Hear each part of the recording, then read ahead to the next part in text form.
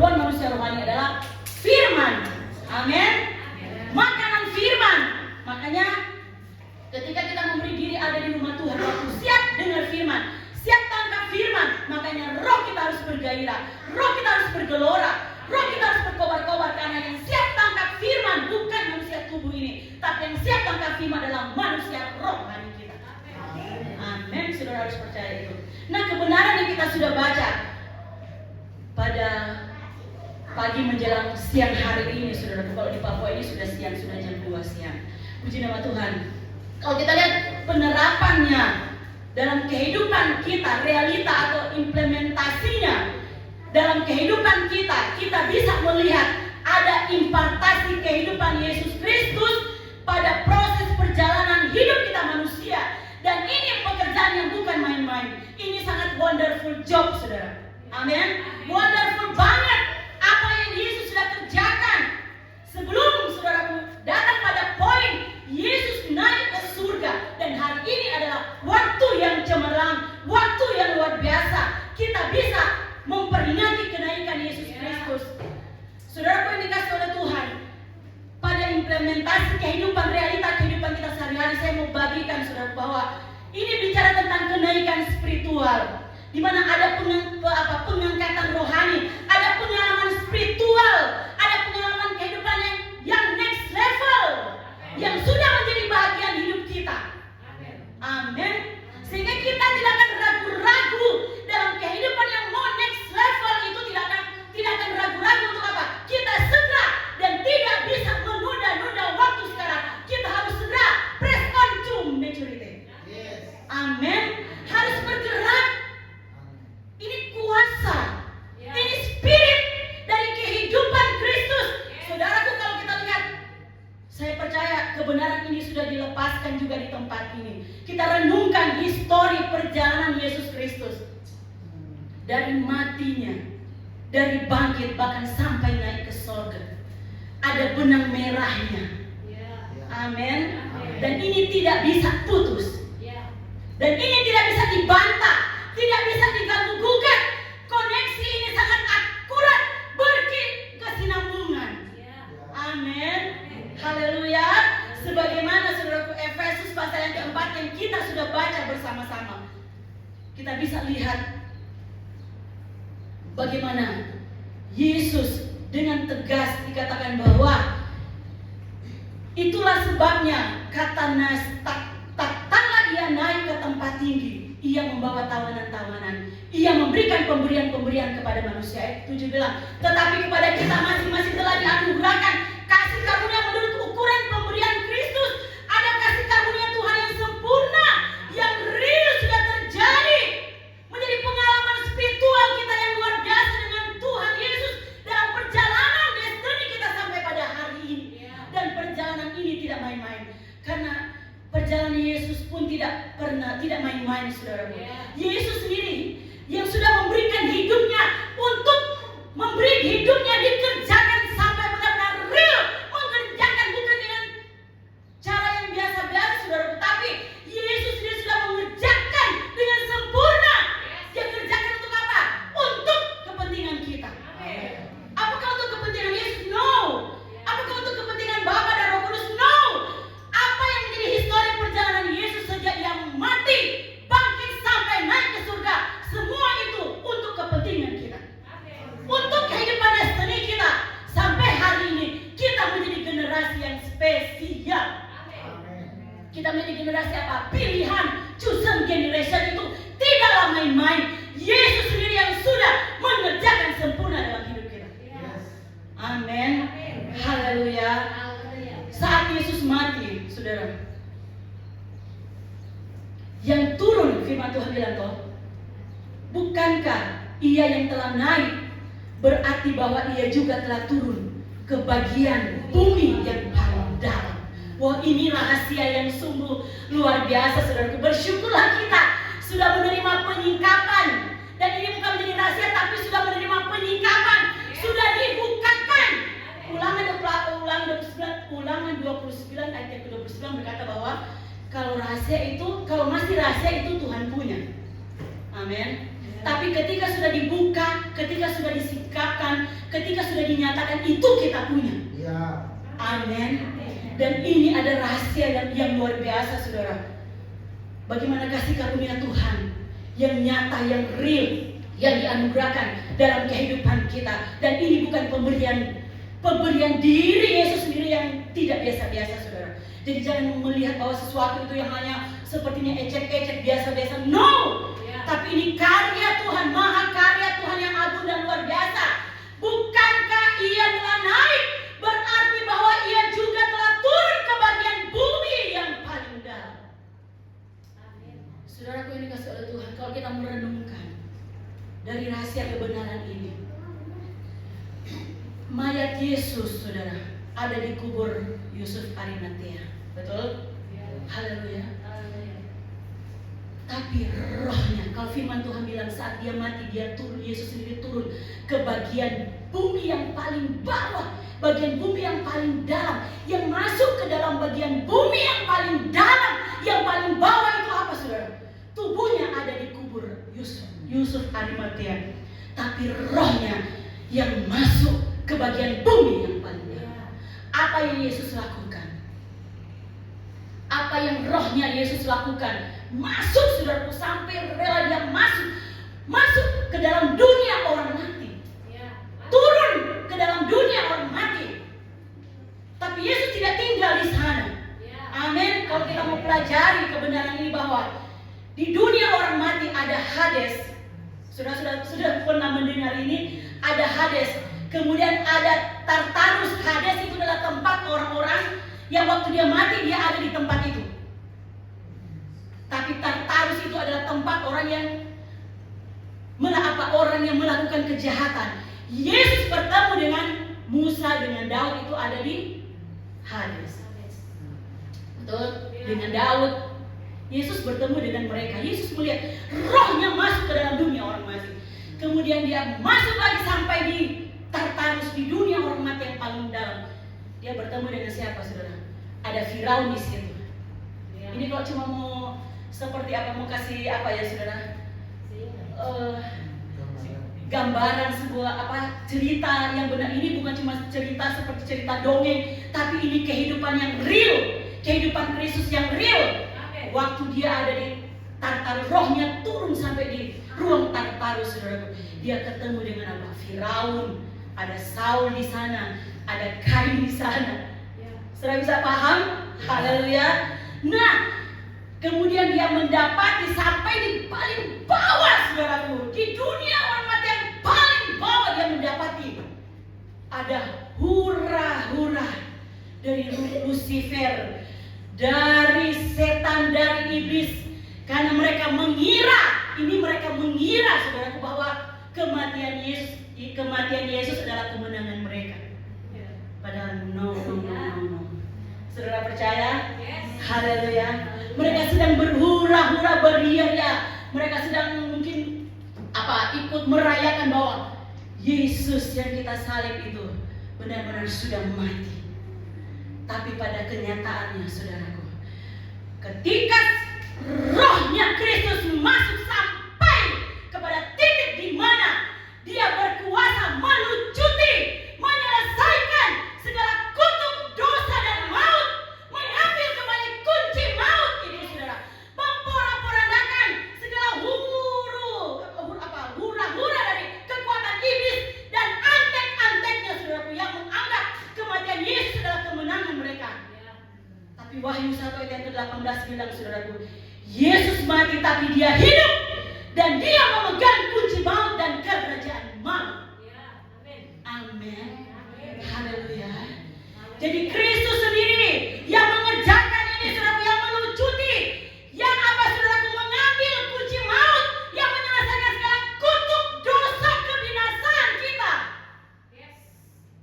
Apakah ada alasan kita untuk tidak bersyukur? Untuk kita tidak percaya? No. Bukan generasi kita. Kita harus percaya bahwa kita generasi yang luar biasa, yang telah dikerjakan oleh Yesus dengan tidak main-main, dengan tidak setengah-setengah, saudara. Tapi sempurna. Yesus sendiri sudah mengerjakan, bahkan sudah menyelesaikan dosa, kutuk maut, saudara. Amin. Haleluya.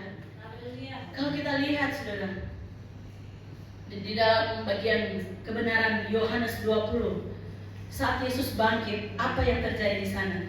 Coba kita lihat saudaraku, kejadian Yohanes pasal yang kedua. Kejadian apa yang terjadi di sana? Yohanes pasalnya yang ke-20, ayatnya yang saudara bisa kita baca mulai yang ayatnya yang ke-11.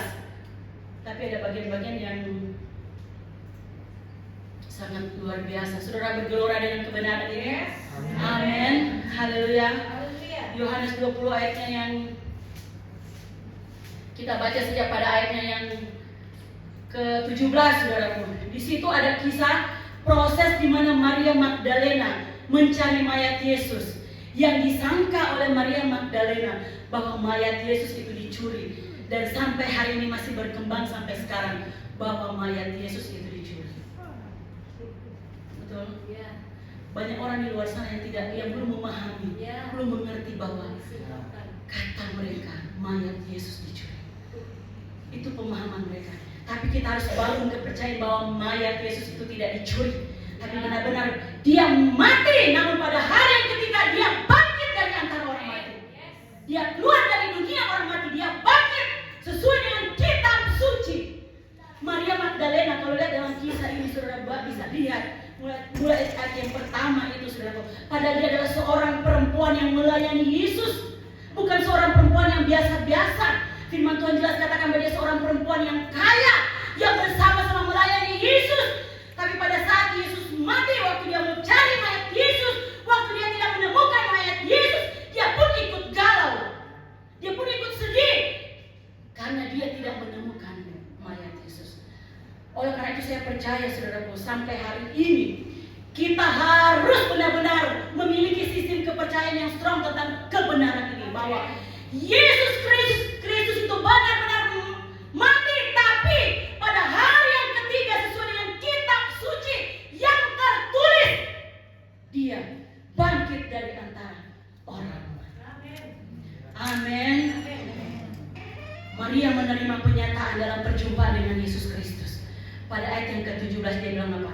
Kata Yesus kepadanya, janganlah engkau memegang aku.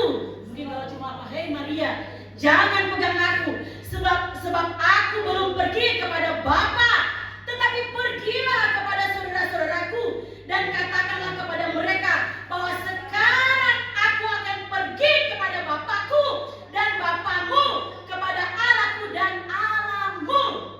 Amin. Ada rahasia yang mendalam di sini saudaraku, yang saya percaya juga banyak orang yang belum bisa memahami ini lebih dalam. Kenapa Tuhan sampaikan kepada Maria, don't touch me, jangan sentuh aku, jangan pegang aku. Ada tujuan apa di sana saudaraku?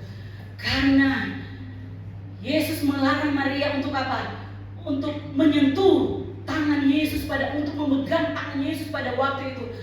Karena Yesus harus menyelesaikan sampai tuntas, bahwa dia harus lebih dulu mempersembahkan darahnya kepada Bapa. Amin.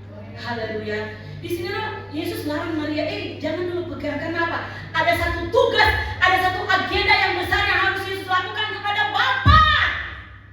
Bahwa dia harus pergi kepada Bapa untuk apa? Mempersembahkan darahnya, mempersembahkan hidupnya, hidup yang berkemenangan itu, hidup yang telah lulus tes, hidup yang telah lulus ujian, sampai dia turun kepada dunia orang mati, tapi dia boleh mengalami kemenangan yang luar biasa. Hidup itulah yang dia persembahkan kepada Bapa di sorga. Saudara jangan berpikir bagaimana cara Yesus pergi kepada Bapa. Itu ada dalam kemahatauan, dalam kedaulatan Yesus sendiri, dalam hubungannya dengan Bapa. Amin. Waktu Yesus bangkit, ternyata dia memberi hidupnya dulu, mempersembahkan hidupnya sebelum dia menampakkan diri kepada murid-muridnya, kepada Maria Magdalena, kepada Thomas, dan kepada murid-murid yang ada di Danau Tiberias. Dia harus mempersembahkan hidupnya kepada Bapa yang di surga. Bagaimana caranya? Sekali lagi saya mengatakan itu kedaulatan. Yesus, hubungan spiritual Yesus dengan Bapa, dia mempersembahkan, memberi 100% kehidupan berkemenangan itu kepada Bapa. Amin. Dan Dan ini adalah rahasia yang luar biasa, saudara. Yang sangat-sangat dahsyat, saudara. Yang waktu disingkatkan kepada kita, kita akan membuat, wow, keren. Saya bukan generasi yang biasa-biasa. Dalam kedaulatan dan kuasa Tuhan, Yesus pergi dulu kepada Bapa. Tujuannya untuk apa? Untuk kepentingan kita manusia, saudaraku. Sekali lagi, bukan untuk kepentingannya, tetapi untuk kepentingan kita manusia yang menjadi generasinya waktu kita percaya kepadanya. Amin.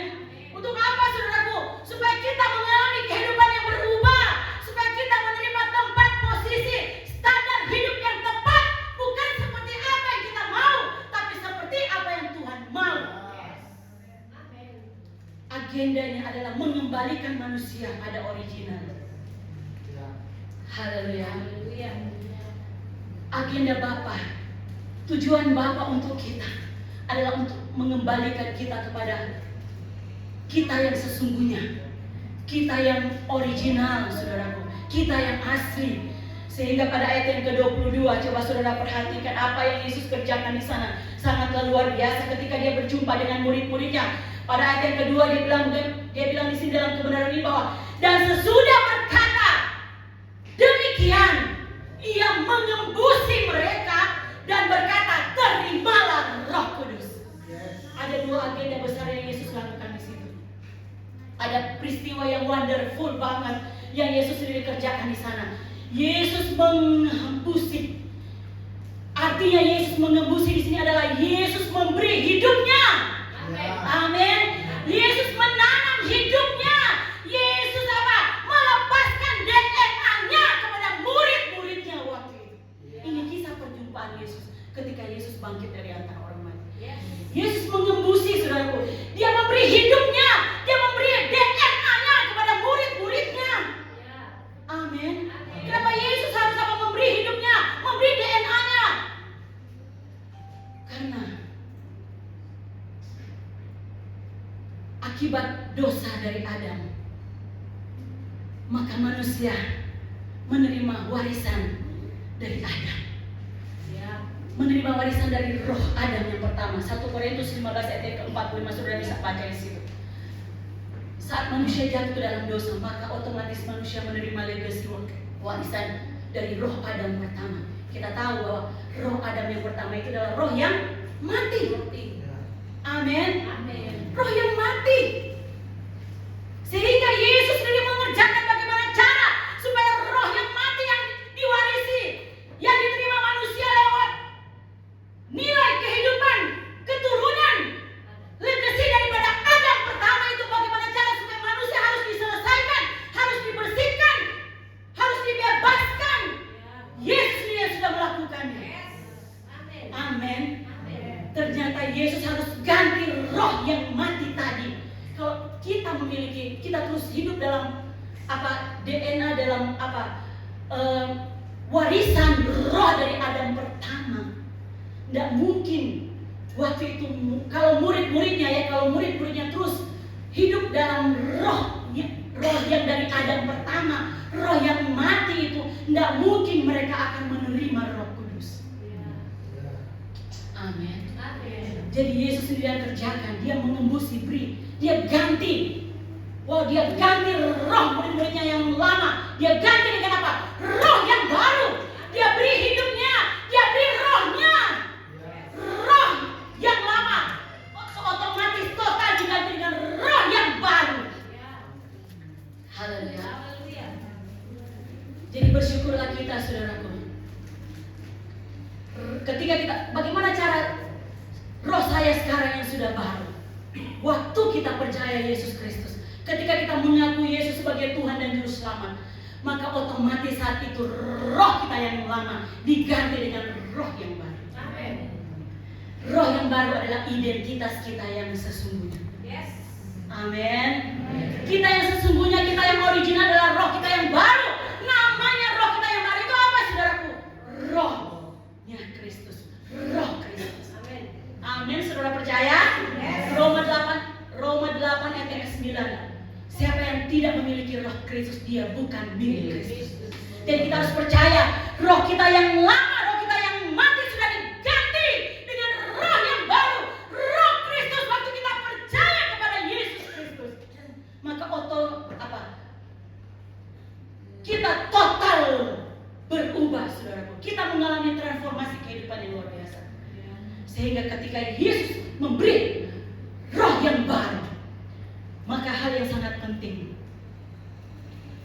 Yesus menggantikan roh kita yang lama dan memberi kita roh yang baru.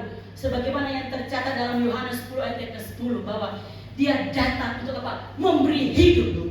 Pencuri datang hanya untuk membunuh, mencuri, membinasakan. Tapi Yesus datang untuk apa? Memberi hidup.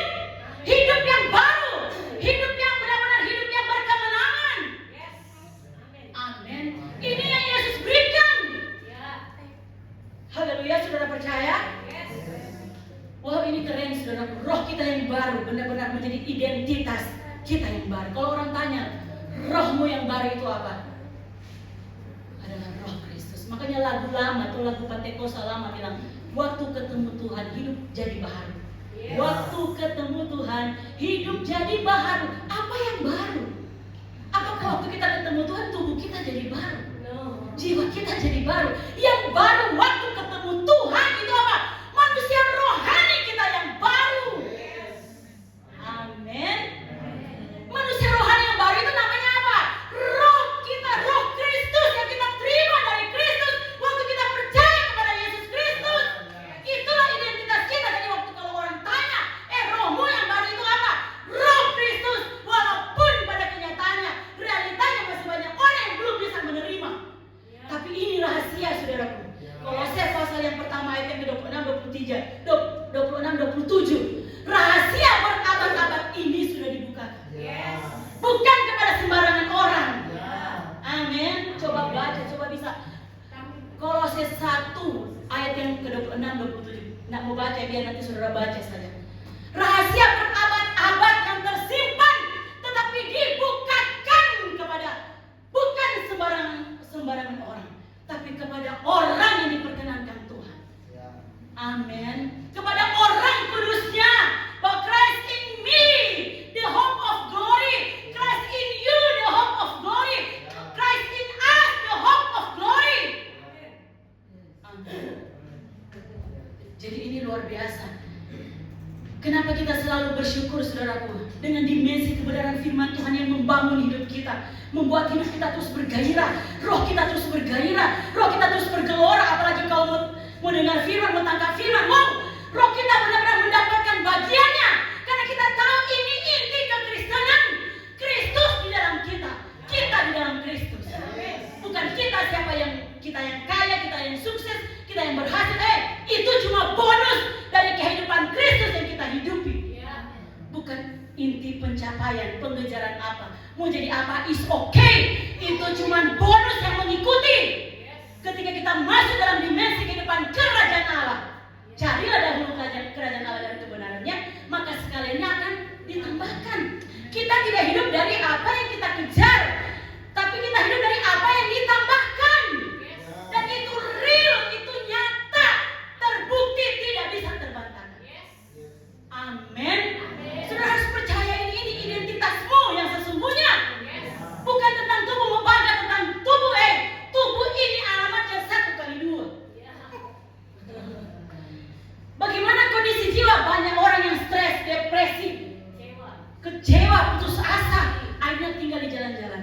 Kakak dari hamba Tuhan, keluarga gembala di sini, Pastor Menki kan, mengurus 35 orang yang tinggal. Bersyukur ada orang keluarga yang datang telepon, pastor, ada saudara, ada kakak, ada adik, ada orang tua yang tidak bisa ditangani di rumah. Akhirnya atau juga ada yang ditemukan di jalan-jalan karena stres, depresi berat, tidak tahu arah hidup, tidak punya tujuan hidup. Bagaimana supaya roh kita baik-baik, jiwa kita baik-baik, otomatis tubuh kita baik-baik. Amin. Kita perlu kekuatan firman. Manusia rohani ini, roh kita yang baru ini, amin, harus perlu dikerjakan. Perlu firman, perlu makan firman, perlu dibentuk, dibangun oleh firman. Kalau tubuh orang tidak apa ya, orang sudah tahu dia waktu makan, tahu pagi mesti cari apa yang harus orang makan. Tapi kadang orang malas lalai dengan hal manusia rohani.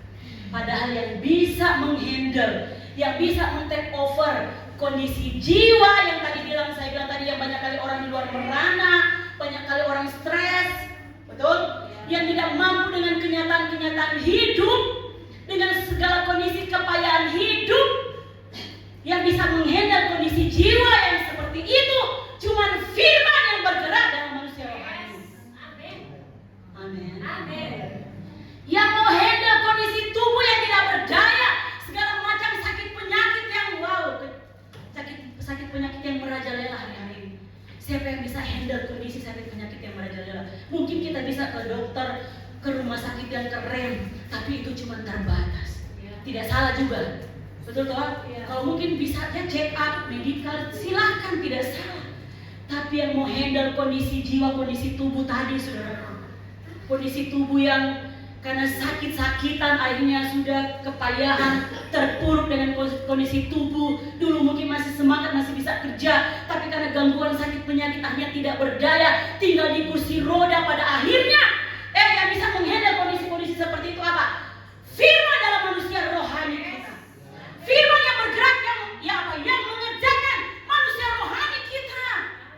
Makanya kita perlu firman. Jangan andalkan saya masih bisa, saya masih kuat, saya masih hebat.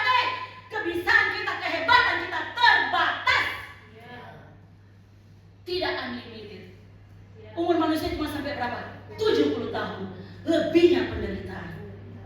Amin. Tapi firman Tuhan tak terbatas. Kalau umur manusia, kondisi tubuh manusia pasti kadaluarsa. Betul? Ada batas waktunya. Tapi firman unlimited tidak pernah terbatas, saudara. Dari kekekalan kepada kekekalan, terus kepada kekekalan itu unlimited. Makanya sekarang buka mindset kita. Makanya perlu firman yang mengerjakan kita. Perlu rumah Tuhan, perlu orang yang Tuhan yang mengerjakan kita supaya apa? Mentransformasi cara berpikir, mindset kita. Perlu ditransformasi. Jangan terus pada kondisi yang mindset yang jadul. Ilmu teknologi saja perlu dan terus di-update dan upgrade. Bagaimana kondisi rohani kita perlu di-update dan di-upgrade dan sudah Ibu Gembala, Bapak Gembala, sudah memang udah nggak bisa dirubah. Selagi masih hidup masih ada kesempatan untuk dirubah. Amin. Tidak ada kata tidak bisa, tidak ada kata sudah tidak ada waktu. Sudah memang sudah tidak. No. Selagi masih hidup, coba kalau kita pegang hidung kita dan kita waktu kita tarik nafas, kita bernafas, masih ada tarikan nafas. Itu tandanya masih ada anugerah Tuhan.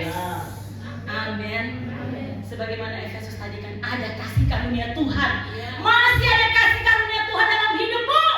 Tidak akan berhenti pada perjalanan ini karena kondisi terpuruk, kondisi kepayahan, kondisi kekecewaan, kondisi sakit hati, kepahitan, dendam, amarah yang akan menghentikan langkahmu, perjalanan destinimu untuk lanjut sampai garis finish.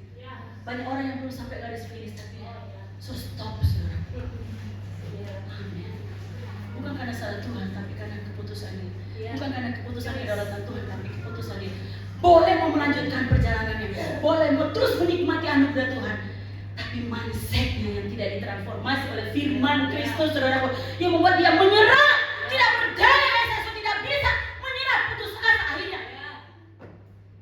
Banyak kali juga, saudaraku, bukan penyakit yang kondisi misalkan jantung,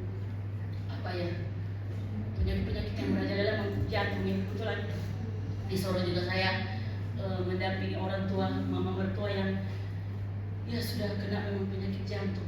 Bukan penyakit jantungnya yang membuat mati, tapi perasaan ketakutan, perasaan kekhawatiran, perasaan kengerian yang membuat akhirnya bisa sebenarnya masih boleh umur panjang, tapi akhirnya menyerah dengan kondisi keadaan. Tapi saya percaya kita bukan generasi ditentukan untuk menyerah dengan kondisi keadaan ini. Amin. Karena kita tidak ditentukan untuk berjalan dari kelemahan. Catat baik-baik, saudara. Kita tidak ditakdirkan untuk berjalan dari kelemahan, tapi kita ditakdirkan berjalan dari kekuatan kepada kekuatan. Terus kepada kekuatan. Terus kepada kekuatan. Kekuatan yang bagaimana? Kekuatan yang spiritual, kekuatan yang lebih besar, saudara. Kita ditakdirkan untuk berjalan dari kemuliaan kepada kemuliaan. pengharapan kepada pengharapan. Pengharapan yang model bagaimana? Pengharapan dalam Kristus. Makanya rahasia itu sudah dibuka. Bersyukur engkau sudah menerima penyingkapan tentang rahasia Kristus. Wah, Kristus dalam ini. Amin. Haleluya. Christ in me, Kristus dalam saya. Christ in you, Kristus dalam kamu. Adalah pengharapan. Oh, haleluya. Ada kehidupan, kemenangan, kekuatan. Dari kemuliaan kepada kemuliaan. Oh, itu sangat wonderful. Tidak bisa terbantahkan. Pada bagian ini, saudaraku. Karena roh murid-muridnya sudah baru. Tuhan Yesus sendiri sudah ganti. Roh murid-muridnya sekarang sudah baru, saudara. Dalam Yohanes tadi, dia menghambusi, dia memberi DNA-nya, dia mengganti kondisi kehidupan yang lama dari murid-muridnya, rohnya yang lama, dia ganti dengan roh yang baru. Nanti kemudian murid-murid yang terima Roh Kudus, apakah sudah pada waktu itu? Amin. Sudah percaya?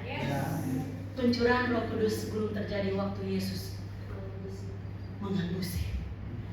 Tapi peristiwa yang wonderful banget ini terjadi ketika di kejadian Kisah Para Rasul pasal yang kedua. Amin. Terjadi di loteng. Pencurahan yang terjadi di loteng Yerusalem. Sudah percaya ini? Mari berikan kemuliaan buat kebenaran firman Tuhan. Haleluya. Dia beri hidup dulu, dia beri artinya, saudaraku. Tuhan Yesus sendiri bereskan kehidupan murid-muridnya dulu. Dia bersihkan total, saudaraku.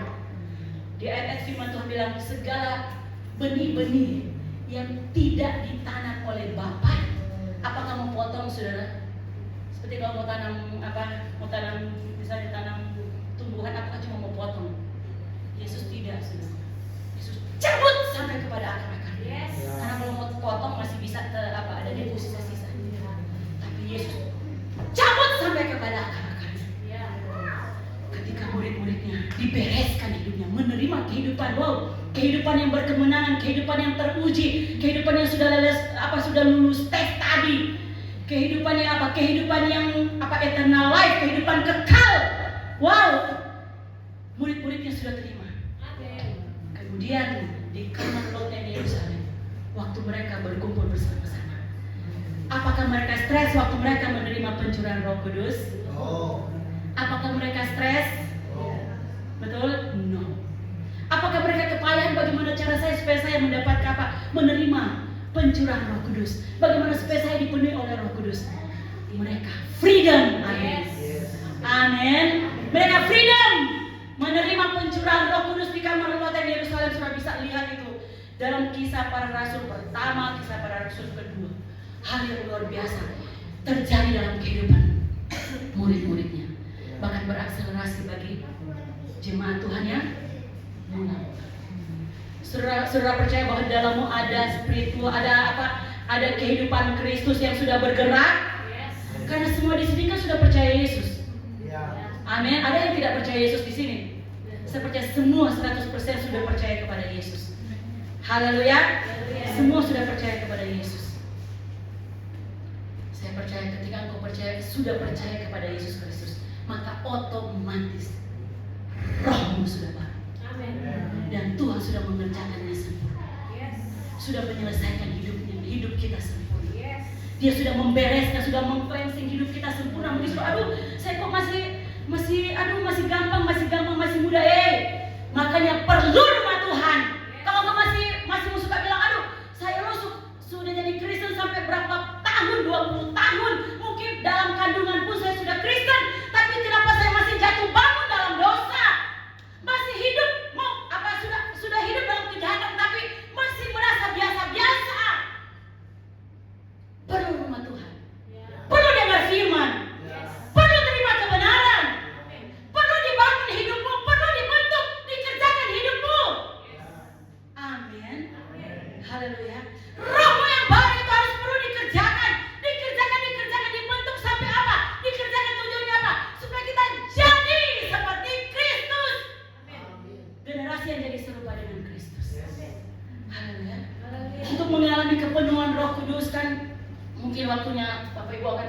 mungkin ada doa-doa atau kesempatan-kesempatan yang saudara mungkin, bagaimana cara saya supaya saya bisa menikmati betapa indahnya, betapa freedomnya ketika Roh Kudus berkarya.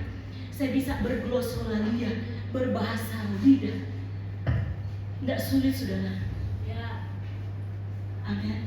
Freedom saja. Nikmati saya kehidupan Kristus, saudara. Amin. Bagaimana saya berat? Itu tak perlu diajar, saudara. Tak perlu diajar, tak perlu dieja. Amin. Dia akan datang mengalir seperti aliran air yang luar biasa, bergerak bukan di luar kita lagi, tapi dia akan bergerak di dalam kita, di dalam manusia rohani kita. Amin. Dia akan bergerak di dalam, bukan bagi Tuhan. Banyak orang masih stres, saudara, betul ya? Masih bagaimana caranya Tuhan? Kok saya nggak bisa kekristenan saya seberapa tahun, tapi kok saya tidak tahu bagaimana berglosolalia, berbahasa roh, saya nggak tahu Tuhan. Cukup buka hatimu, bebaskan rohmu. Cukup minta Tuhan, saya rindu Roh Kudus bergerak, Roh Kudus penuhkan saya. Karena pencurahan Roh Kudus sudah terjadi 2000 tahun yang lalu. Amin. Dan itu tinggal menunggu kesiapan kita, kesediaan hati kita. Bagaimana roh kita yang berkobar, manusia rohani kita yang original tadi berkobar atau tidak, saudara? Amin. Bagaimana mau membuat dia berkobar? Butuh firman, butuh supply makanan firman. Lebih banyak mendengar firman itu lebih baik untuk mengkobarkan manusia rohani yang baru ini, saudara. Lebih banyak terima firman itu lebih baik. Orang banyak kali waktu untuk dengar YouTube, buka YouTube. Sekarang kan sudah tidak lewat televisi lagi, sudah jarang buka TV di rumah. Sudah ada di tangan kita masing-masing. Waktu kita banyak kadang buka YouTube lah, IG lah, apalagi BA lah, segala macam, TikTok lah. Satu hal yang saya mau bilang, lebih banyak waktu mendengar firman itu lebih baik. Biar firman Kristus itu akan bergerak. Yang bergerak di mana, saudaraku? Yang berfirman, yang bergerak adalah firman yang sudah masuk dalam manusia roh kita. Amin. Firman yang masuk, kapan masuknya? Ketika engkau mendengar firman, terus mendengar firman, firman melimpah, masuk firman. Firman itulah yang akan bergerak menolong kita. Amin. Haleluya. Jadi inti kebenaran firman Tuhan pada hari ini, saudara. Sebelum Yesus naik ke surga, ingat baik-baik, Yesus sudah menyelesaikan hidup manusia. Jadi jangan anggap bahwa sampai hari ini saya manusia tidak berguna. No. Saya manusia yang seperti apa? Manusia seperti sampah. No. Kita ditakdirkan, kita diciptakan bukan menjadi manusia yang tidak berguna. Kita ditakdirkan bukan menjadi manusia yang gagal. Amin. Tapi kita spesial, saudara. Chosen generation. Kalau bicara chosen generation, pilihan, generasi pilihan itu dalam lagi. Penyikapan tentang generasi pilihan. Dan Tuhan sendiri yang mengerjakan. Bukan kamu yang memilih aku, tapi aku yang memilih kamu. Aku yang menentukan, kamu yang sudah tentukan. Bukan karena mau kita jadi orang pilihan, tapi tangan Tuhan sendiri yang sudah tentukan kita. Dan bukan mau kita ada di rumah Tuhan, tapi Yeremia 3 yang ke-14-15 itu tergenapi. Jadi bukan mau kita, tapi kekuatan tangan Tuhan yang sudah mengerjakan. Aku akan mengangkat satu orang dari satu kota, 2 orang dari satu keluarga untuk apa? Dibawa ke Sion. Tujuan di Sion apa? Dikerjakan, dibentuk, dijadikan. Supaya keserupaan dengan Kristus itu real, realita termanifestasi. Dikerjakan oleh siapa? Aku mengangkat gembala-gembala yang berkenan di hatiku. Wow, keren. Kalau engkau punya ada rumah Tuhan, Tuhan berikan orang tua rohani untuk membangun hidupmu. Jangan pernah tinggalkan persekutuan ini di rumah Tuhan. Jangan pernah abaikan waktu pembentukan firman Tuhan di rumah Tuhan. Kalau mungkin, saya sudah 10 tahun atau masih berapa tahun ya di sini? Sudah mungkin ada yang baru. Saya baru 2-3 tahun. Jangan stop di situ. Kobarkan manusia rohmu tadi, rohmu yang baru harus terus berkobar-kobar. Saya mau terus ada di rumah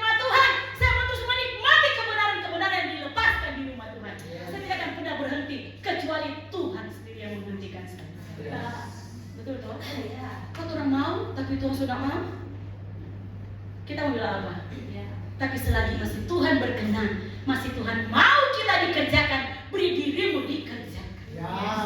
Jangan nanti tinggal tunggu-tunggu 1, 2, tinggal ada bunyi-bunyi yang kalau di kamar ICU itu kan, karena tahun kemarin saya mendampingi mama mertua berhari-hari saudara ada di kamar ICU, memang tinggal jangan tunggu nanti dengar 1, 2 bunyi-bunyi yang begitu baru Tuhan saya mau sadar, Tuhan saya mau sadar, no selagi masih bisa, masih sehat, masih kuat hari ini dalam kondisi apapun saya masih kadang terganggu, masih kadang tergoncang. Masih ada kesempatan. Masih ada rumah Tuhan, ada kebenaran firman Tuhan yang akan sanggup mengubah hidupmu, sanggup mentransformasi, memulihkan hidupmu. Makanya jangan pernah berhenti. Press on buat rohmu bergairah untuk apa? Segera saya harus terus maju, tidak akan pernah berhenti. Amin. Jadi Yesus sudah menyelesaikan hidup kita. Kita harus percaya. Kita sudah mengalami transformasi, sudah dikerjakan. Sekali lagi saya bilang Tuhan Yesus kerjakan, tidak main-main karena Dia kerjakan dengan hidupnya sendiri. Yesus tidak pernah kasih wakilkan orang, no. Yesus sendiri yang kerjakan hidup kita sempurna. Wow, roh manusia kita yang lama yang kita warisi tadi dari Adam yang pertama, bisa buka itu di dalam 1 Korintus 15 ayat 45 tadi, sudah diganti total. Amin. Dan syarat mutlak menerima pencurahan Roh Kudus adalah ketika roh kita sudah baru. Haleluya. Sebab Roh Kudus tidak akan berdiam di dalam roh yang mati. Tidak akan bisa dia bergerak di dalam roh yang mati. Tidak akan bisa, saudaraku. Dan itu tidak akan menipu kita. Haleluya. Makanya kenapa engkau penuh banyak pertanyaan? Tuhan begini, kenapa Tuhan? Tuhan kok begini? Tuhan kok begini? Perlu transformasi kehidupan. Amin. Jangan pernah menolak. Kalau tangan Tuhan mau kerjakan hidupmu, jangan pernah bantah, saudaraku. Kalau tangan Tuhan sendiri, kalau Yeremia 3:14 ayat 14-15 tadi tergenapi, jangan bantah, saudara. Jangan tolak apapun risikonya. Sekali Yesus tetap Yesus. Kita sudah nyanyi tadi, saudara. Dan itu tidak akan pernah terbantahkan. Amin. Jadi kenaikan Tuhan Yesus Kristus membawa transformasi kehidupan. Menghentak kita, memposisikan hidup kita pada segera sekarang, jangan tinggal di tempat. Bergerak di usia apapun. Saya lihat ada ibu yang sudah usia berapa ini? Oma 80, luar biasa. Umur 80 tapi semangat. 18 tahun. Itu luar biasa. Jangan kalah yang muda. Amin. Jadi harus terus maju pada proses pendewasaan. Terus next level pada kehidupan rohani. Naik lebih tinggi, naik lebih maju lagi. Amin. Haleluya. Sama dengan kalau kita tinggal di apartemen, saudara. Kan kebetulan ada apartemen lantai 33. Di situ saya sekali-sekali keluar. Saya lihat, wow, kalau kita ada di posisi yang di atas di lantai 33, apakah orang mau kebingungan dengan misalkan ada mobil yang di bawah yang mungkin seperti tadi malam kita punya perjalanan dari Jalan Sudirman yang sangat ramai, macet total. Apakah orang yang ada di lantai 33, saudaraku, seperti di apartemen dia mau pusing dengan kondisi persoalan problem mobil yang macet tadi? No. Jadi level rohani kita harus naik. Yes, saudara setuju? Harus ada pada level di mana bukan kita mau ada di sana, tapi yang Tuhan mau kita ada di sana. Haleluya. Orang lain mungkin stres dengan kehidupan kesaksiannya, sharingnya selalu problem sakit hati, selalu problem kekecewaan, selalu problem dendam. Pokoknya sampai mati saya tak suka orang itu. Karena kan begitu loh. Sampai mati pokoknya saya tak akan ampuni. Orang Bapak bilang saya tak mau ampuni kok. Tapi kita beda.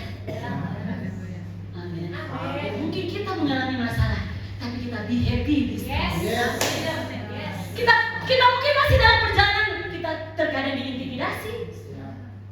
Dalam tekanan di domain pekerjaan, jangan dulu di domain pekerjaan, dalam domain rumah tangga, keluarga, hadapi suami, hadapi istri, hadapi anak-anak. Betul? Kan happy, be strong aja. Amin. Orang lain mungkin dia curhat, suaminya begini, istrinya begini, anaknya begini, tapi kita no. Kita freedom. Karena ada kekuatan Tuhan yang bergerak, ada kekuatan Roh Kudus yang bergerak dalam manusia, roh saya yang baru yang bergerak. Orang lain seringnya mungkin kecewa dengan orang lain, dengan tetangga, dengan atasan, dengan bawahan karyawan, tapi kita be happy, be strong. Kita mungkin melewati hal yang sama, tapi kita bisa menghandle, kita bisa men-take over seluruh domain pekerjaan. Amin. Jadi kesaksian kita, cerita kita, sharing kita pun akan berbeda. Amin. Sudah bisa merasakan, bisa sudah lihat, bukan kita mau menjudge ya, bukan. Oh, orang ini no, kita tidak bisa menjudge, tapi itu akan terkonfirmasi. Amin. Haleluya. Orang kepayahan, orang, aduh saya sudah mau menyerah, aduh saya semua menyerah ini, tapi engkau tidak pernah menyerah. Mungkin lebih berat kondisi hidupmu, tapi engkau tidak pernah menyerah. Engkau akan terus maju. Amin. Nikmati, akan terus nikmati pengalaman hidup bergairah, bergelora, dan terus berkobar-kobar. Amin. Mengikut Tuhan benar-benar menjadi waktu strategis, menjadi waktu kesukaan kita. Bukan waktu yang stres. Orang aja banyak kali mau ibadah, hari ibadah lagi. Ini hari apa ya? Aduh, ini kan hari Kamis. Aduh, besok mau ibadah. Hari Rabu mulai pikiran dia. Saudara mau tidur. Aduh, besok lagi mau ibadah. So stres. Betul, banyak orang kan begitu kan. Aduh, hari Jumat lagi. Aduh, ada kegiatan ini. Aduh, hari Minggu lagi. Saya mau ibadah. Ibadah kok membuat seperti merasa tertekan. No. Ibadah adalah kehidupan. Ibadah adalah kesukaan. Amin. Bukan ibadah tapi kita stres. No. Haleluya. Hal rohani menjadi kesukaan kita. Jangan lebih berat hal jasmani kita. Wow. Seperti saya dalam kisah tadi, saudaraku. Iblis saja dan antek-anteknya, dia bergembira, beria-ria. Karena dia pikir kematian Yesus adalah kemenangan mereka. Padahal no. Amin. Jangan kita memposisikan diri seperti itu. Kalau kita di hal duniawi, di hal jasmani kita, beria-ria. Tapi di hal rohani kita lemah, damai. Berarti kita tidak jujur toh, tidak jujur dengan Tuhan. Harusnya yang rohani harus lebih semangat, bergelora, bergairah. Karena yang mau take over yang jasmani, yang natural, yang kondisi jiwa tubuh tadi adalah hal rohani. Amin. Haleluya. Karena saya percaya firman Tuhan pasti akan tergenapi. Seluruh makhluk, Roma 8 ayat ke-19, seluruh makhluk menantikan saatnya anak-anak Allah akan dinyatakan. Amin. Haleluya. Seluruh makhluk sedang menanti-nantikan. Bukan cuma sekelompok, segelintir orang, tapi ini firman Tuhan bilang seluruh makhluk sedang menanti-nantikan. Mungkin dalam bagian yang kecil, dalam keluarga, suami sedang menantikan istri yang dewasa. Istri sedang menantikan suami yang dewasa. Orang tua menantikan anak-anak yang dewasa. Anak-anak pun menantikan orang tua yang dewasa. Amin. Apakah dewasa secara fisik, tapi dewasa dalam kehidupan roh. Amin. Karena ini akan terjadi, akan digenapi. Sebab dengan sangat rindu seluruh makhluk menantikan saat anak-anak Allah dinyatakan. Biarlah kita akan menggenapi apa kata firman. Karena hidup Yesus Kristus pun sudah menggenapi apa yang tertulis. Dari mati, bangkit sampai naik ke surga, Yesus sendiri yang sudah menggenapi. Saya percaya firman Tuhan, semua tentang kita sudah tertulis, sudah tercatat dengan jelas. Dan tidak ada satu kebetulan, tidak ada satu hal yang kebetulan dalam hidup kita. Semua sudah ada dalam takdir dan kedaulatan Tuhan. Jadi apa yang kita jalani sesuai persis dengan apa yang Tuhan sudah tulis. Apa yang sudah ada dalam takdir dan kedaulatannya. Amin. Jadi Ia yang telah turun, Ia juga yang telah naik jauh lebih tinggi daripada semua langit memenuhkan segala sesuatu. Wow, bagaimana kita menikmati kehidupan yang dipenuhkan segala sesuatu. Saya percaya level kita bukan ada pada posisi kita masih mencari-cari sampai hari ini. Betul? Fix kita sudah masuk. Cari dahulu kerajaan Allah, tapi fix kita sekarang sudah masuk. Sudah masuk dalam dimensi kehidupan kerajaan Allah. Maka kita akan menikmati apa yang ditambahkan, apa yang dipenuhkan. Mungkin sudah berpikir supaya saya akan punya rumah mewah, saya akan punya kendaraan mewah, saya akan punya keren-keren yang mewah. Jangan berfokus pada hal natural. Dalam hal rohani dulu harus melimpah, menikmati apa yang ditambahkan, kekuatan firman melimpah, kehidupan firman melimpah. Wow, kehidupan dalam apa? Hal-hal rohani melimpah.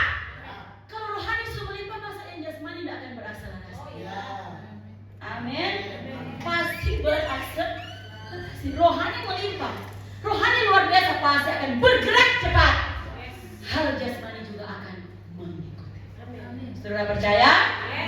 Akan mengikuti kehidupan.